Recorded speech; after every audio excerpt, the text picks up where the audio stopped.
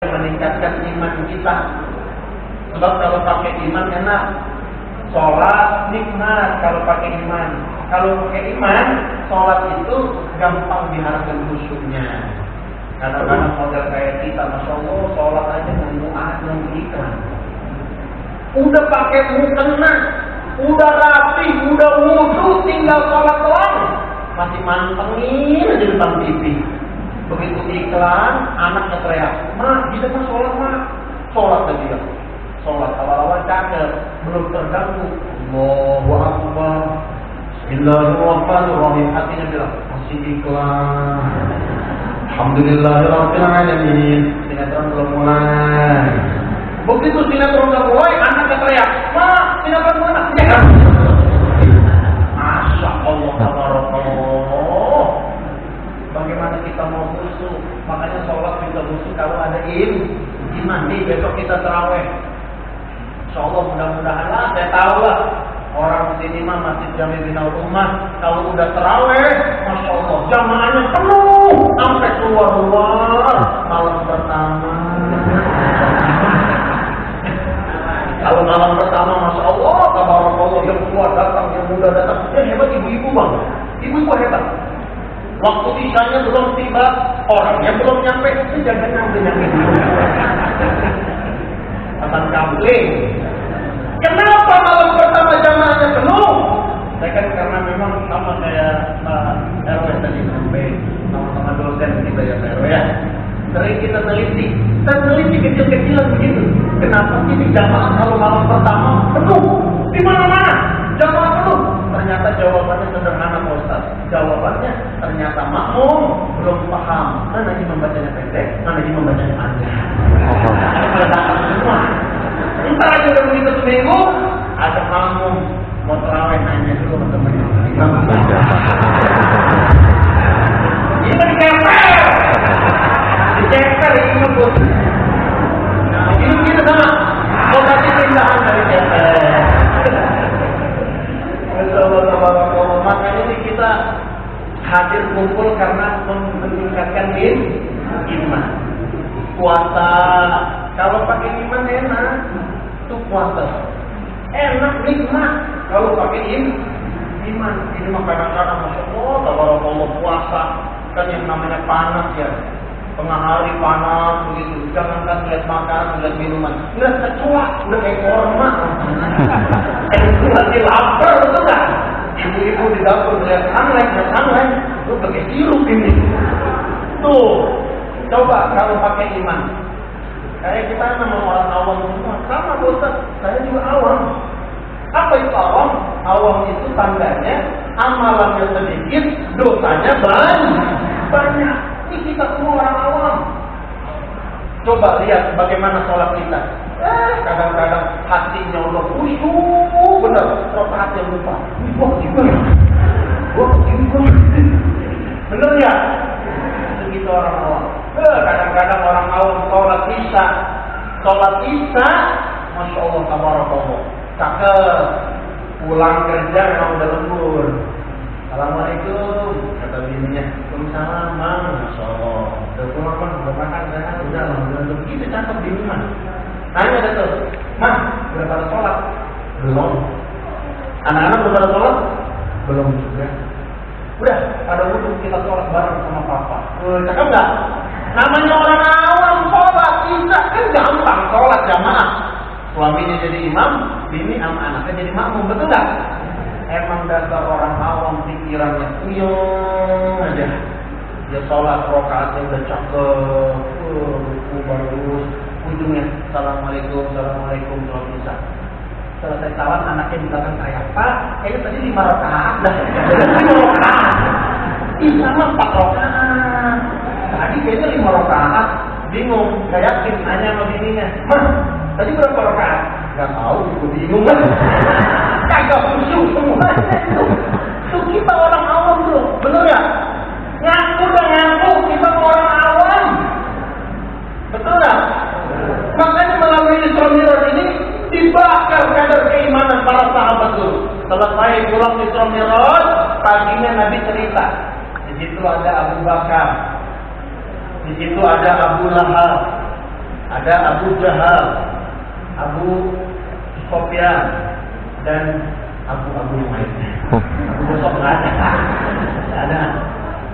Ya. Diuji kadar keimanan mereka. Yang imannya kuat, makin mantap ini golongan Abu Bakar Siddiq dan para sahabat yang lain. Yang ragu-ragu, makin kafir, golongan Abu Jahal dan lain sebagainya. Makanya dibakar kadar keimanan kita, diuji keimanan kita. Emas itu maaf, emas baru kelihatan berapa karatnya itu kalau udah dibakar, betul nggak? Itu emas itu dibakar dulu tuh, kelihatan apa 24 karat, apa 15 karat kalau udah dibakar. Sama, orang beriman juga baru kelihatan berapa kadar keimanannya kalau udah dibakar. Tuh, kalau ada orang ya rajin sholatnya, dekat dengan ulama, santun dengan yatim, rajin sedekahnya buat masjid, ibarat emas 24 karat. Mudah-mudahan 24 karat semuanya. Kalau ada orang puasa mau puasa, tapi sholatnya di ujung mulu. Sholat zuhur, udah mau asar. Sholat asar, udah mau maghrib. Sholat maghrib, udahan maghrib mah wadok mulu. Begitu mau isya baru sholat maghrib. Ini puasa mau puasa, tapi sholatnya di ujung mulut, ibarat emas 16 karatnya. Kalau ada orang sini siang-siang puasa makan di warteg, tinggal sekarat itu, udah habis dan itu. Ya, makanya kita semua dibakar kadar keimanan kita. Sebab kata Nabi, iman itu yazid wa yanqus. Iman itu kadang naik, kadang turun. Cuman jujur, nih kadar keimanan kita kadang naik, kadang turun. Cuman antara naik sama turunnya banyakkan mana? Itu masalahnya. Maka melalui peringatan Isra Mi'raj ini, bagaimana caranya agar iman itu terus naik? Ini tips dan triknya. Apa yang disampaikan oleh Nabi Muhammad SAW, biar ada hikmahnya. Ini peringatan Isra Mi'raj. Udah nggak usah ngurusin pilpres sudah. Mau nomor 1, amin begitu ya. Amin begitu. Mau nomor 2, nomor 3. Ya udahlah, kita doa aja mudah-mudahan pada aman semuanya. Gimana memang saya pesan untuk KPU Bawaslu kudu adil. Sebab ini kalau nggak adil nih, Masya Allah, mudah-mudahan biar pada berkah kampung kita, berkah negeri kita. Amin ya rabbal alamin.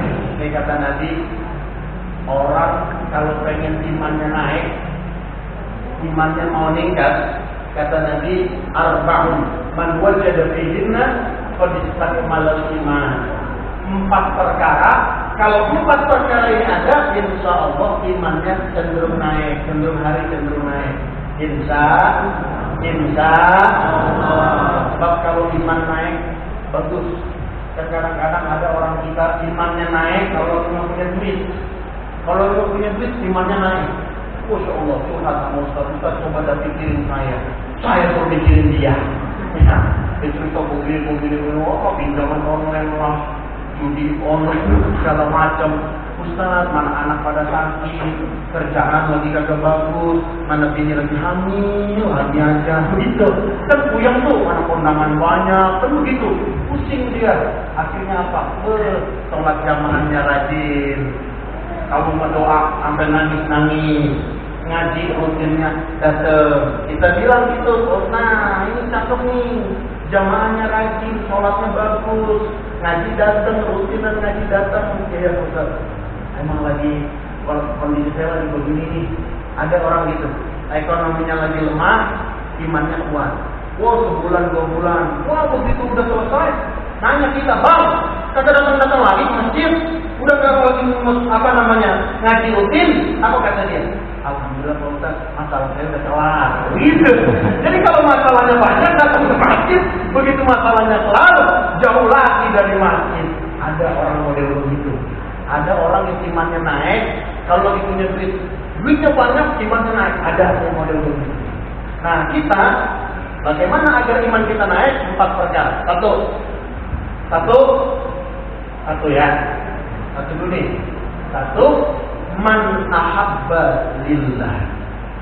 Orang kalau kalau pengen imannya naik, pertama man ahabba lillah. Syaratnya kalau cinta, cintalah karena Allah.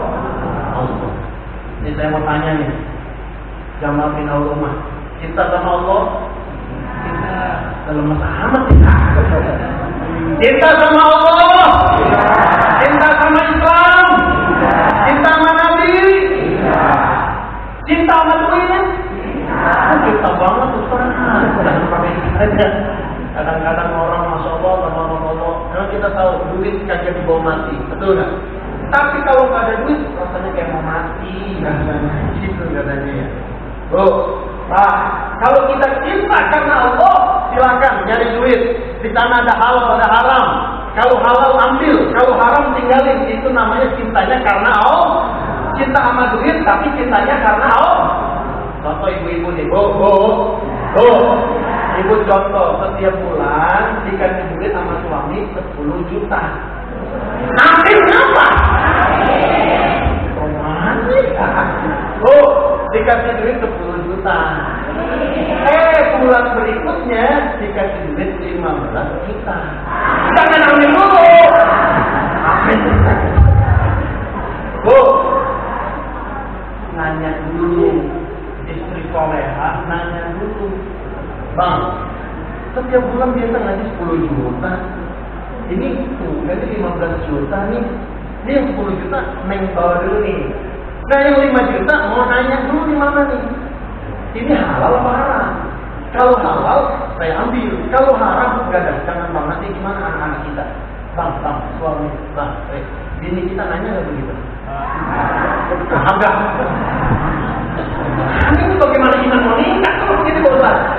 Kalau istrinya Ustaz nih. Kalau istri Ustaz nanya, istri Ustaz nanya, cuma nanya begini, abdi dari dulu segini aja, kapan nambahnya? Nambahnya kapan gitu? Nanya juga, cuman pertanyaannya lain, nambahnya kapan gitu. Masya Pak, kita kalau cinta sama duit silakan, tapi cintanya karena Allah.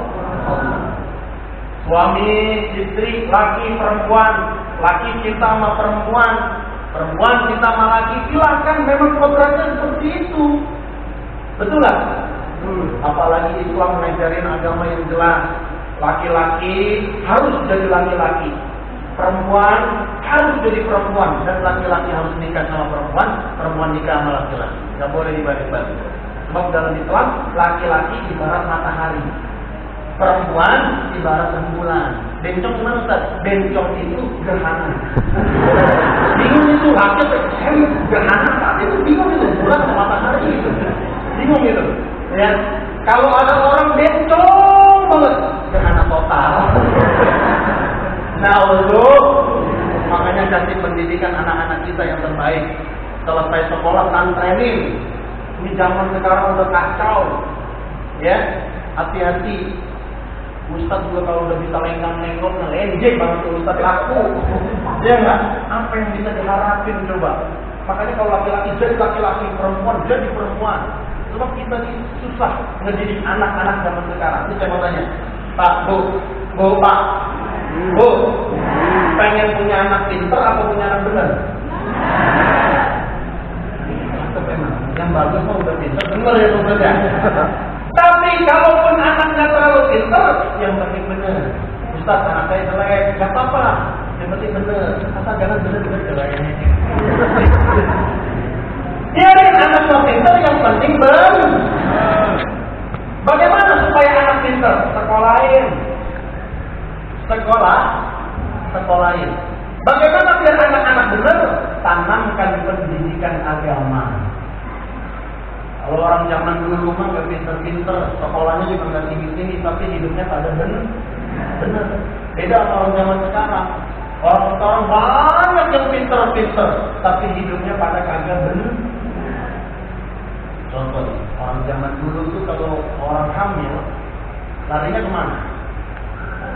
Dukun, ke paraji, betul nggak? Kalau orang zaman sekarang hamil larinya kemana? Bidan, ke dokter. Ini saya mau tanya, dokter sama paraji pinter mana?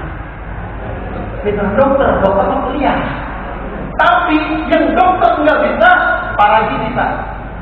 Datang ke perempuan hamil, kalau hamil kan jalanan nambang duit